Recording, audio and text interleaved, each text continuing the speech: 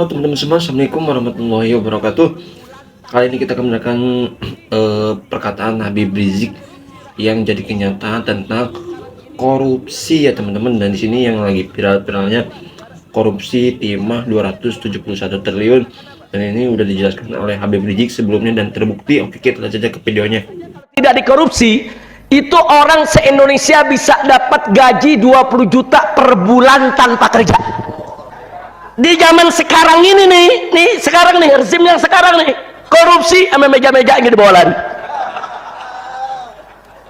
Sampai triliunan. Gila saudara, triliunan. Bukan miliar, triliun. Ini ada apa ini negeri saudara? Ini kalau ada bangsa Indonesia masih miskin, masih melarat, masih nggak bisa berobat, masih nggak bisa sekolah, ini semua karena koruptor. Jadi kita menginginkan ke depan presiden yang harus mimpin Indonesia yang berani lawan koruptor. Kalau nggak berani lawan koruptor, minggir aja dah. Minggir, kita nggak butuh presiden-presiden ke depan yang melindungi koruptor, betul? Nggak, kalau begini terus saudara, korupsi dibiarkan, saya akan ajak umat Islam semua untuk revolusi saudara. Nggak bisa ini dibiarkan negeri kita begini, dikit-dikit korupsi, tiap hari kalau kita buka berita korupsi sekian triliun, korupsi sekian miliar, sekian. Apa ini negeri saudara? Polisi kita punya, KPK kita punya, jaksaan kita punya saudara. Ada apa ini korupsi bisa membabi buta, merajalela sedemikian rupa. Wabarakatuh. Bismillah, walhamdulillah, wassalatu wassalamu ala rasulillah wa ala alihi wa sahbihi wa mawalah. Allahumma anfa'na bima 'allamtana wa 'allimna ma yanfa'una. Allahumma zidna ilma warzuqna fahma wa atina hikmah. Allahumma barik lana fi majlisina hadha birahmatika ya arhamar rahimin. Walhamdulillahi rabbil alamin. Ahibba'il kiram, usikum jami'a wa nafsi bi taqwallah wa bi ta'ati Rasulillah sallallahu alaihi wa alihi wa sahbihi wa sallam. Fa sallallahu an yaj'alana jami'an minal muttaqin, amin ya rabbal alamin. Alhamdulillah, pada kesempatan hari ini kita kembali dengan izin Allah kumpul di majelis ini dan hadir bersama kita di sini. Saya punya keluarga, ada Habib Tahir bin Hamid bin Muhsin Al-Hamid, akhi lil Masya Allah. Beliau rutin hadir bersama kita dalam majelis ini. Begitu juga saya punya besan, ada Habib Husain Al-Attas. Ini ayah dari Habib Muhammad bin Husain Al-Attas yang saat ini menjadi ketua umum FPI.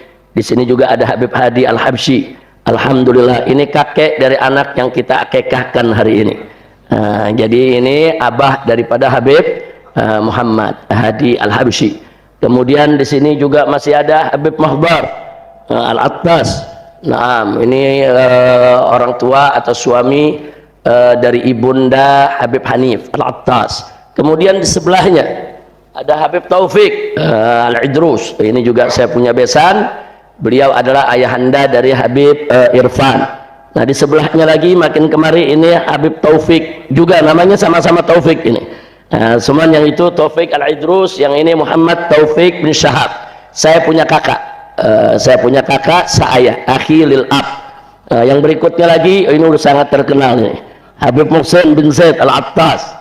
Nah, alhamdulillah, Habib Muhsin bin Zaid Al-Attas dulu cukup lama menjabat sebagai Imam FPI DKI Jakarta. Ya, dari semenjak dibubarkan, tapi sekarang masih di FPI yang baru. Di FPI yang baru, di Front Persaudaraan Islam. Mudah-mudahan Habib Muhsin Allah berikan kekuatan istiqamah. Nah, di sini masih banyak tamu-tamu yang lain yang tidak saya sebutkan satu persatu. Tapi di sini ada saya punya menantu yang tadi sudah membacakan kitab. Ada Habib Muhammad bin Husain, kemudian ada Habib Muhammad Hadi Al-Habsyi, dan ada Habib Alwi bin Hasan bin Sumaid. Biasanya Habib Hanif ikut baca kitab. Habib Hanif sedang ke Hadramut, saudara, bertemu dengan guru-gurunya di sana dalam waktu mungkin sekitar 1 minggu atau 2 minggu. Insya Allah beliau akan kembali. Mudah-mudahan kembali dengan selamat.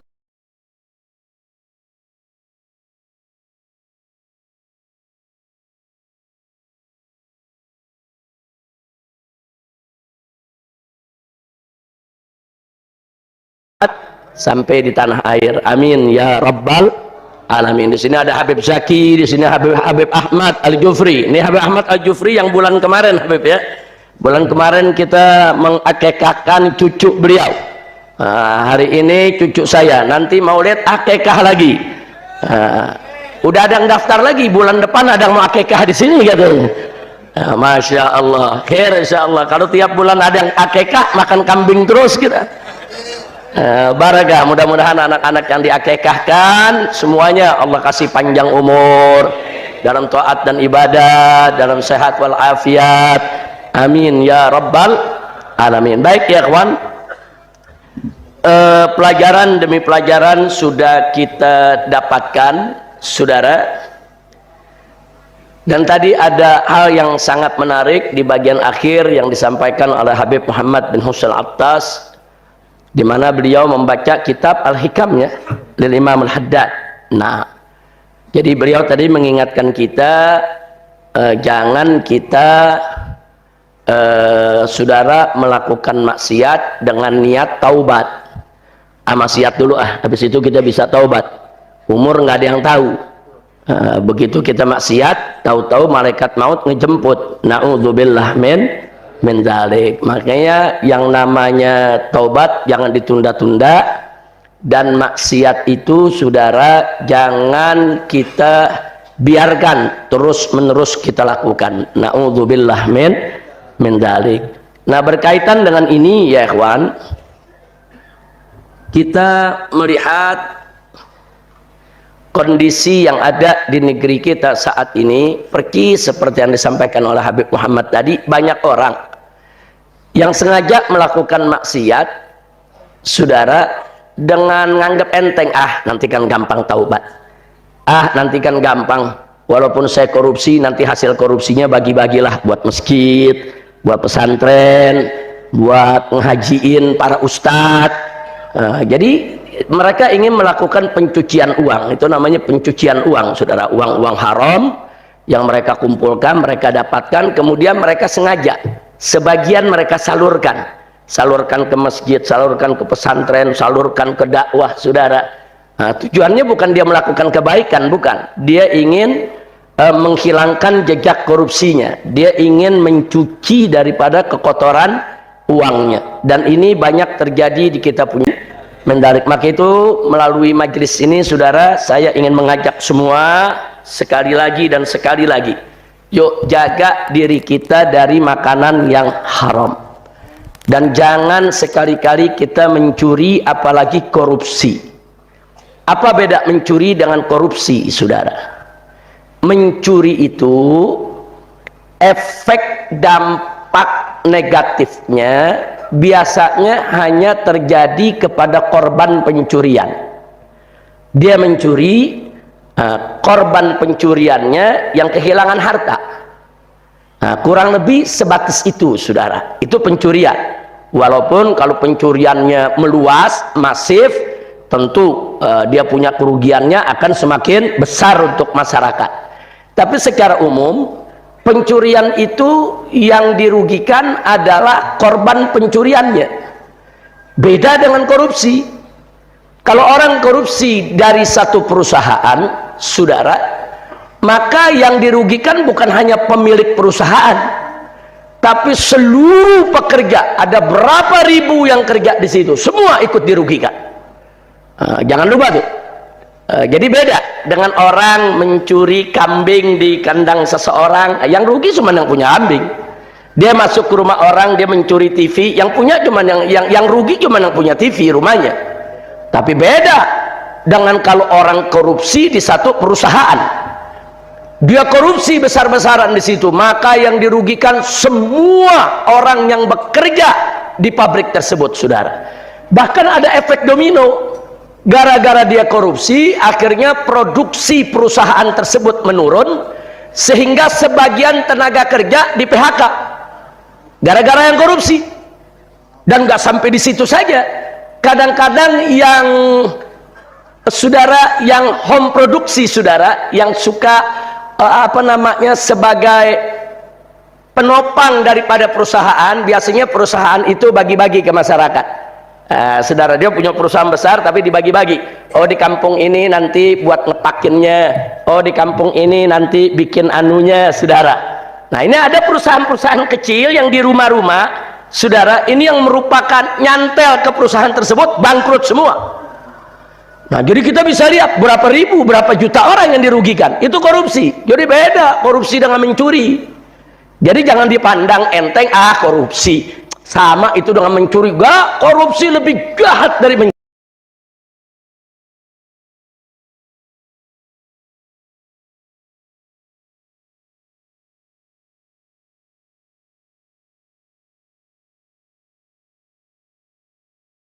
mencuri. Korupsi lebih berbahaya daripada mencuri. Korupsi ini dampaknya luas, apalagi yang dikorupsi harta negara, lebih bahaya lagi, saudara. Kalau yang dikorupsi harta perusahaan, yang rugi perusahaan tersebut, saudara, berikut daripada para pekerjanya, dan berikut yang home industry, yang pengusaha-pengusaha di rumah yang terkait dengan pabrik tersebut. Itu saja. Tapi kalau korupsi uang negara, saudara, rakyat se-Indonesia dibikin susah.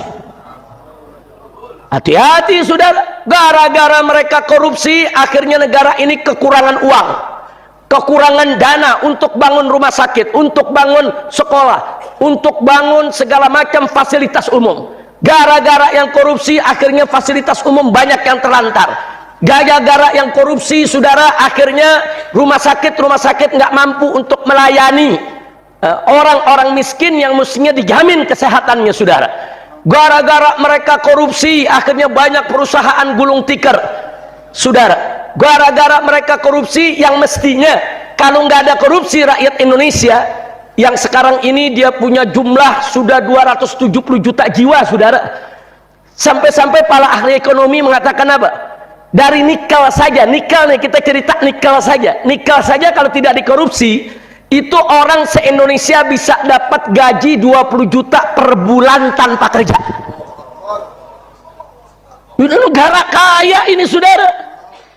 Orang Indonesia nggak usah kerja, per bulan dapat 20 juta sampai 27 juta. Asal nikelnya itu gak dikorupsi, saudara. Betul-betul dijual, diolah untuk kepentingan negara. Itu baru nikel, belum emas, saudara, belum tambang-tambang lainnya di Indonesia ini. Indonesia ini negara kaya, tapi kenapa masih banyak orang miskin, masih banyak orang kelaparan, masih banyak orang yang nggak mampu berobat, masih banyak orang yang nggak mampu sekolah, masih banyak orang-orang yang nganggur nggak dapat kerja? Jawabnya karena koruptor. Makanya kita jangan berdamai dengan koruptor, saudara. Lawan koruptor ini, lawan. Nggak boleh koruptor ini diberikan ruang untuk bergerak, diberikan ruang, saudara, untuk melakukan segala kegiatannya dengan bebas. Nggak boleh. Yang namanya koruptor harus menjadi common enemy, harus menjadi musuh bersama. Oke teman-teman semua, itu dia tadi tentang perkataan dari Habib Rizik yang banyak menjadi kenyataan, yang terutama di korupsi timah di Indonesia, teman-teman. Bayangkan 271 triliun ya, teman-teman. Masya Allah, itu kalau dibagiin ke rakyat Indonesia 20 juta per orang ya, teman-teman. Setiap bulannya gratis tanpa kerja, teman-teman. Wow, itu udah mantap banget. Itu cuman hayalan ya, teman-teman, karena uangnya dikorupsi ya, teman-teman. Semoga Allah mengampuni dosa-dosanya, teman-teman. Amin amin. Semoga kita semuanya sehat selalu, panjang umur. Habib Rizik sehat selalu, panjang umur. Al-Fatihah. Bismillahirrahmanirrahim. Alhamdulillahirabbil alamin. Maliki yaumiddin. Ya kan, alhamdulillah saya ini. Terima kasih. Assalamualaikum warahmatullahi wabarakatuh.